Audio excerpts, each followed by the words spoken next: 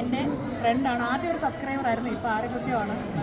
ഈ കണ്ണിയാണ് ഞങ്ങളെ ചേർത്ത് നിർത്തിയത്. അതുകൊണ്ടാണ് ഇങ്ങനെ ഒരാളെ തിരഞ്ഞെടുത്തതെന്ന് ചോദിച്ചാൽ ആൾ മറ്റുള്ളവരോട് പെരുമാറുന്നൊരു രീതി, അതിപ്പോൾ എല്ലാവരോടും. അപ്പം ഞങ്ങളുടെ കല്യാണം കഴിഞ്ഞു. ഒരു നിതീഷ്, ആളുടെ വീട് വയനാടാണ്, കല്യാണം നടന്നത് വയനാടാണ്. തൽക്കാലം ഞങ്ങളിപ്പോൾ വയനാട്ടിൽ നിൽക്കുന്നു. പിന്നീട് എന്താണെന്ന് വെച്ചാൽ തീരുമാനിക്കും. അല്ല, രണ്ട് വീട്ടുകാരോട് ചേർന്ന് ആലോചിച്ച് തീരുമാനിച്ചത്.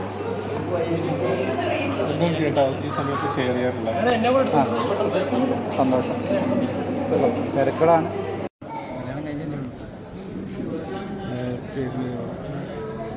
ഒരുപാട് ഇഷ്ടപ്പെട്ടത് ദീപ്തിയിൽ എന്തായിരിക്കും ചേട്ടന് പറയാനുള്ളത്?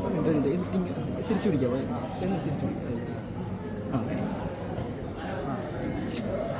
അല്ല, ആള് സ്വയം ഉള്ള ഒരാളുടെ കാര്യങ്ങളെല്ലാം മാനേജ് ചെയ്യാനുള്ള കഴിവുണ്ട്.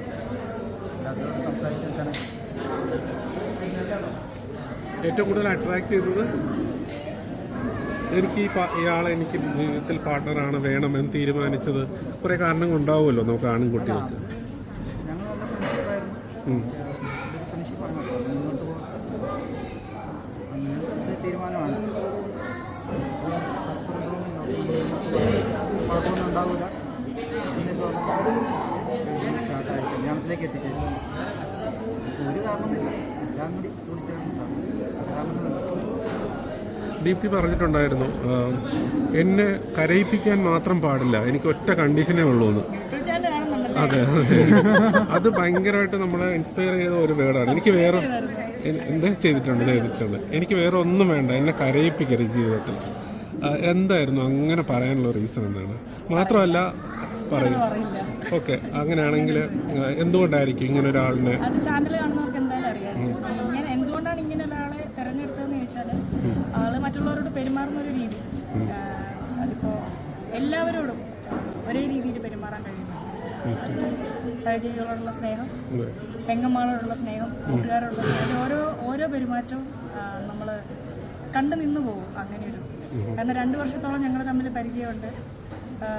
ഒരുപാട് യാത്രകൾ ഒരുമിച്ച് സഞ്ചരിക്കേണ്ടി വന്നിട്ടുണ്ട്. ഒരുപാട് പ്രശ്നങ്ങളുണ്ടായിട്ടുണ്ട്. അപ്പോഴൊക്കെ ഒരു നല്ല സുഹൃത്തായി തന്നെ ഒരു പരിധി വിടാണ്ട് തന്നെ കൂടെ ചേർത്ത് നിർത്തിയിട്ടുണ്ട്. അപ്പോൾ ഇങ്ങനെ ഒരു ആലോചന വന്നപ്പോൾ ആദ്യം കുറേ നാളിങ്ങനെ ഒരു ചർച്ച നടക്കുന്നുണ്ടായിരുന്നു. പലർക്കും അറിയാമായിരിക്കും ഞങ്ങളെ ചേർത്ത് നിർത്തിയതെന്ന് പറയുന്നത് ആളുടെ കസിനാണ്. അച്ഛനങ്ങൾ 2 പോയേ, 2 3 പോയേ.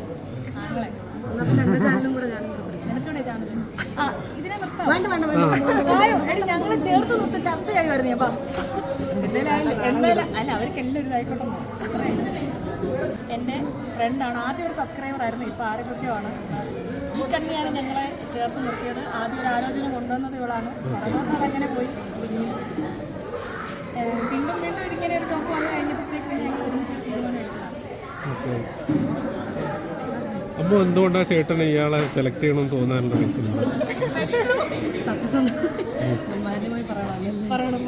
അത് ചേച്ചിയായിട്ടുള്ള അടുത്തിറങ്ങിയപ്പോൾ ഇവനെ വെച്ചൊരു പാർട്ണറാണെന്ന് തോന്നി. രണ്ടുപേരും ഒന്നിച്ച് കഴിഞ്ഞാൽ ഹാപ്പി ആയിട്ട് മുന്നോട്ട് പോകും.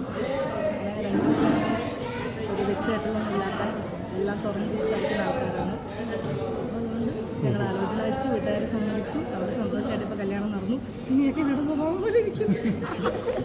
ഒരു കാര്യം കൂടെ ചോദിക്കട്ടെ, എനിക്ക് ഭയങ്കര ബോൾഡാണെന്ന് നമുക്ക് തോന്നിയിട്ടുണ്ട്. ഭയങ്കര ബോൾഡാണ്.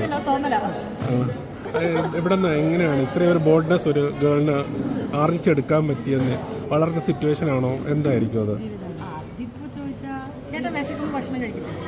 ഓക്കെ, തീർച്ചയായിട്ടും.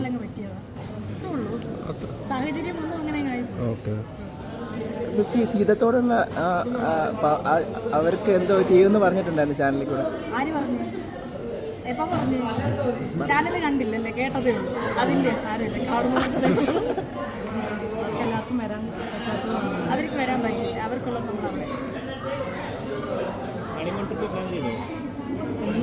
അവിടെ ഉള്ളോട്ട് പറ്റും. ഹണിമൂൺ ട്രിപ്പ് കോഴി ഫാമിലോട്ട് ഇവരുടെ ജീവിതത്തിലേക്ക് പോകട്ടെ, നിങ്ങളെ കണ്ടിന്യൂമായി പോകട്ടെ. ശരി എന്നാ, അപ്പം ശരി. ഓക്കെ, ലാസ്റ്റ് ഒരുപാട് സ്നേഹിക്കുന്ന പ്രേക്ഷകരോട്, സബ്സ്ക്രൈബേഴ്സിനോട് എന്താണ് പറയാനുള്ളത്? ഞങ്ങളുടെ ചാനൽ മാത്രം സബ്സ്ക്രൈബ് ചെയ്യുക. അല്ല നീലഗിരി വന്നില്ല. Okay thank you. നിങ്ങൾക്ക് ഏത് മീഡിയ? ഞാൻ ലെറ്റ് മീ ടോക്ക് നിങ്ങളാണോ ആദ്യം ഷോട്ട് ഇട്ടത്? നിങ്ങൾ ഷോർട്സ് ഇട്ടായിരുന്നു കാറിൽ ഇറങ്ങുന്നതിന്റെ? കാറിന് ഇറങ്ങുന്ന റീല് കണ്ടായിരുന്നു. ആദ്യം ഞാനതാ കണ്ടേ. ആണോ? അപ്പൊ എനിക്ക് മനസ്സിലായി എല്ലാം കഴിയുന്നു. എല്ലാവരും ഇട്ടോട്ടെന്ന് വിചാരിച്ചു.